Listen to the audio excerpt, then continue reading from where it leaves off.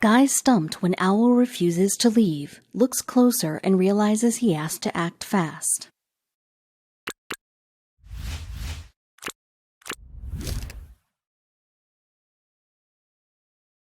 One man valiantly ventures out to help rescue an owl, but when he gets the bird, it may be too late. His heart sank as he realized what was going on. They had spent hours trying to solve the mystery of the owl in the pond, and finally they knew. And it was not good news. The worst part was, there was no one around who could help. The staff at the course were no wildlife experts and didn't know what to do in this situation. But it seemed there was no choice. It was now or never.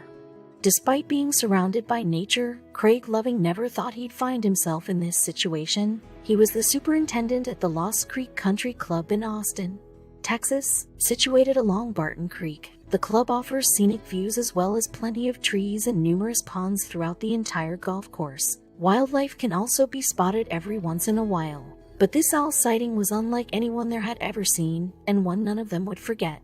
One ordinary morning, country club staff Devin and Dora were doing the rounds along the golf course. At one point, a group of golfers flagged them down and pointed them to a pond near the first tee box. There was a great horned owl perched on a tree stump in the middle of the pond.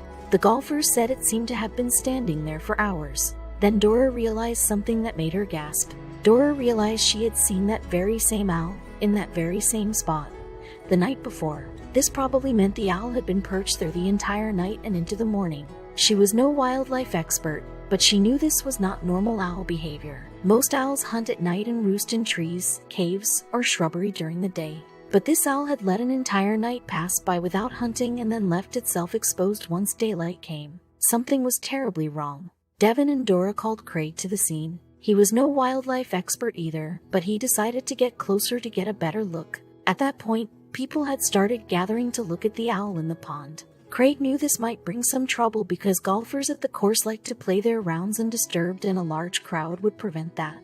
But when he finally figured out why the owl was there, he knew he had something bigger to worry about.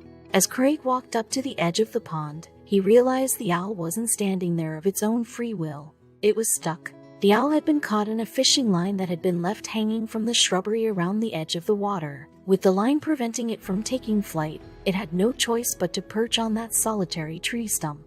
Craig was incensed, and somebody was going to pay. Some golf courses in the U.S.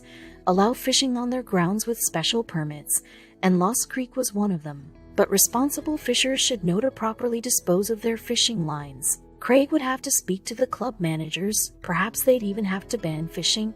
That was a fight for another day, though. Right now, Craig had to figure out how to untangle the owl, and he had to do it fast. Craig tried to get a hold of a wildlife rescue professional, someone who would know the best way to free the owl without hurting it. However, it was a weekend, and he couldn't find one that was available.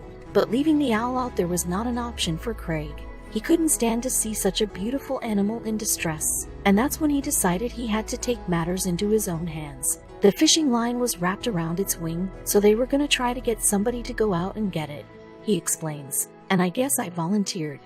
But first, he had to get properly equipped. He donned a pair of fishing waders along with knee-high rubber boots. He put on a pair of safety gloves and headed out into the pond. But rescuing that helpless creature was not going to be easy. Craig waded into the pond, making sure not to slip on the mud that lined the bottom. He slowly made its way to the center, where the owl stood there, stoic. Craig surveyed the scene, figuring out that the fishing line was wrapped around both the owl and a branch. He cut the line and freed the owl from the branch, but the ordeal wasn't over. The fishing line was wrapped several times around the owl's wing. Craig had a daunting task ahead of him. Tenderly, he placed his hand on the owl's wing and carefully unwound the line, trying to make sure he wasn't hurting it. But the bird didn't like being manhandled like that. Craig was about to be on the receiving end of an angry owl. The owl turned its head and snapped its beak at Craig, making its displeasure known. It kept slamming its beak down, like trying to say, "Hey, I don't like this," he remembers. "But I kinda talked to it a little bit."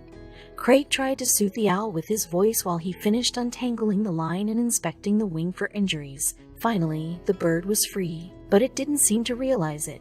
It stayed frozen in place. Craig thought perhaps the owl was exhausted from standing there for 12 hours without food or water. But he wasn't about to give up on the bird now.